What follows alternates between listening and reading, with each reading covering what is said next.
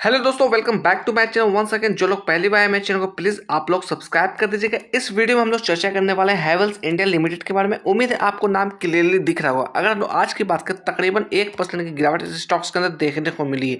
अगर हम लोग प्राइस में बात करें, लगभग 13 रुपये की गिरावट देखने को मिली है। यहाँ पर हम लोग चर्चा करते हैं परफॉर्मेंस के लिए। तो अकॉर्डिंग टू टिकट परफॉर्मेंस यहाँ पर लो नजर आता हुआ दिख रहा है। वैल्यूएशन की बात करें तो हाई नजर आता हुआ दिख रहा है। अगर एंट्री पॉइंट की बात करें तो यहाँ पर गुड नजर आता हुआ दिख रहा है। मैं यहाँ पर आपको दिखाना चाहूंगा फोरकास्ट एंड रेटिंग्स को।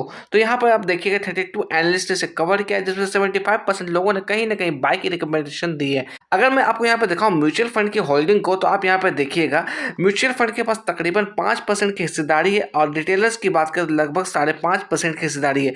तो बहुत ही कम क्वांटिटी यहाँ पर रिटेलर्स के पास नजर आती हुई दिख रही है। अगर एफआईएस का बात करें तो एफआईएस के पास तकरीबन 23.5% की हिस्सेदारी है। तो हम लोग चार्ट पे चल के लेवल्स को एनालाइज करने की कोशिश करेंगे, क्या कुछ इसके अंदर हमारे आगे की प्लानिंग हो सकती है। हम लोग आ गए चार्ट पर। 1 डे के टाइम पर मैंने यहाँ पर चार्ट लगा रखा है। सबसे पहले मैं इसके अंदर बात करूंगा डिविडेंड को लेकर।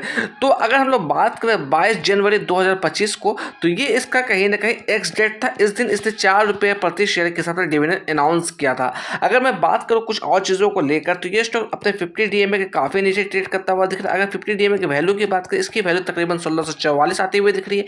वहीं पर अगर हम लोग चर्चा करें 200 डीएमए की वैल्यू की, तो 200 डीएमए की वैल्यू लगभग 1695 आती हुई दिख रही है। कुछ इंपॉर्टेंट पैरामीटर्स पर हम लोग यहाँ पर चर्चा करें तो यहाँ पर तो देखिएगा, ये जो आप लेवल्स देख रहे हैं, इसने लगभग 2100 लेवल्स को टच किया था 23 सितंबर 2024 के अंदर। उसके बाद देखा जाए तो कहीं ना कहीं शार्प गिरावट देखने को मिली। ये सिंपल कहेंगे हम लोग प्रॉफिट बुकिंग हमें देखने को मिली। अगर अभी हम लोग बात करें पिछले एक हफ्तों से गिरावट के पीछे, तो कहीं ना कहीं इसके क्वार्टर्स के नतीजे रहे, रिजल्ट कुछ खास यहाँ पर नजर आती हुई नहीं दिख रही। अगर हम लोग नेट प्रॉफिट की बात करें तो क्वार्टर ऑन क्वार्टर बेसिस पर, ईयर ऑन ईयर बेसिस पर नेट प्रॉफिट के अंदर कमी हमें देखने को मिल रही है। तो इसका इंपैक्ट सीधा सीधा इसके शेयर प्राइस पे पड़ता हुआ दिख रहा है। साथ ही साथ बात करें जहां मार्केट के अंदर वॉलेटिलिटी भी देखने को मिली थी, इसका भी इंपैक्ट इसके अंदर सीधा सीधा पड़ता हुआ दिख रहा है। अगर मैं बात करूं इसके लिए इंपॉर्टेंट लेवल्स के लिए, यहां से करीब 1428 1435 एक अच्छा सपोर्ट लेवल होता हुआ दिख सकता है। मैं यहाँ पर बात करूंगा, कैंडल को थोड़ा जूम इन कर दूं, मैं इस लेवल्स की चर्चा कर रहा हूँ। ये लेवल्स जो आप इसने इस लेवल्स को टच किया था तकरीबन सितंबर 2023 के अंदर, और वहीं पर हम लोग चर्चा करें इस लेवल्स को इसने टच किया था जनवरी 2024 के अंदर। तो ये दो पैरामीटर्स हमारे होने चाहिए यहाँ पर सपोर्ट के लिए। अगर इसके नीचे ये ब्रेकडाउन देता है तो फिर आपको अवेयर होकर काम करना है। तो यानी कि 1428 1435 जो है एक अच्छा हमारा सपोर्ट होता हुआ दिख सकता है। अगर इसके नीचे हम लोग बात करें तो नेक्स्ट सपोर्ट कहीं ना कहीं हमारा लेवल होना चाहिए तकरीबन 1380 के आसपास का। तो आपको सोच समझ के काम करना है, किसी भी तरह की जल्दबाजी इसके अंदर नहीं करना। अगर मैं बात करूं अपसाइड के लिए, तो अब मैं कैंडल को थोड़ा जूम इन करके दिखाने की कोशिश करूंगा। ये जो आप कैंडल देख रहे हैं बीते कल की कैंडल है, ये हम लोग आज की कैंडल है। अगर इस कैंडल के ऊपर क्लोजिंग देती है तो फिर कहीं ना कहीं एक बाइंग अपॉर्चुनिटी बन सकती है, या फिर हम लोग कहेंगे बायर्स वापस से एक्टिव होते हुए दिख सकते हैं। अदरवाइज कहीं ना कहीं इसके अंदर आपको और गिरावट हमें देखने को मिल सकती है।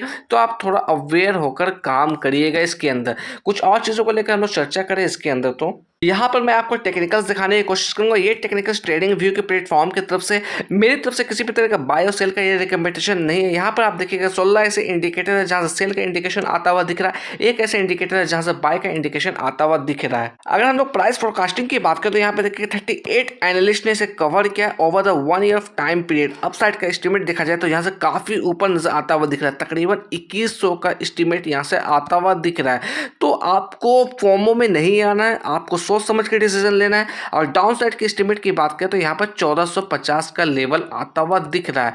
तो आपको जल्दबाजी किसी भी तरह का नहीं करना, ना ही बाय के लिए ना ही सेल के लिए, क्योंकि कैपिटल आपका है, रिस्क आपको लेना है। इसलिए आप सोच समझ के इसके अंदर डिसीजन लीजिएगा।